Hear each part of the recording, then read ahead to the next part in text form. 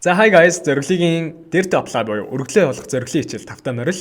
Тэгэхээр энэ хичээлийг бид нэр яагаад хийж байгаа гэвэл зүгээр л одоо Америкийн өргөдлийн процесс ийм дараалалтай энэ асуултанд ингэж хариулна биш. Би дааж өргөлөө явуулж байгаа залуусын хувьд яг тулгамддаг бодит асуудлуудыг хэрхэн шийдэх үү, хэрхэн өөрийгөө хөгжүүлэх вэ гэдэг өнцгөөс хичээлээ бэлтгэсэн байгаа. Одоо хамгийн наадсахын жишээ гэх юм бол бид нэр аав ээжтэйгээ жоохон ойлголцож чаддгүй, тэг яг учрыг гаргаж тайлбарлаж чадахгүй байдаг ч юм уу. Эсвэл аав ээж болоо гэхэд сургууль нь сайн ойлгодгүй яаж дэмжих мэдлэг мэдээлэл нь хомс байх чинь эсвэл би дааж өргөлөө явуулах нөх хэл сануулах хүн байхгүй болохоор хамгийн чухал асуултууд дээрээ буруу хариулаад өргөдөл нь явахаас өмнө амжилтгүй болчдөг ч юм уу. Иймэрхүү асуудлуудыг хамтдаа шийдэх нэ.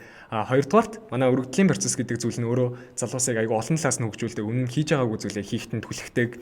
Өөрөөсөө асууж байгаагүй бодож байгаа зүйлсийг асууж бодоход нь чиглүүлдэг учраас манай зориглогийн хамт олон ерөнхийдөө чамаг болон бүх залуусайгаа Америкийн өргөдлийн процессыг оролдоод үзээч, туршаад үзээч.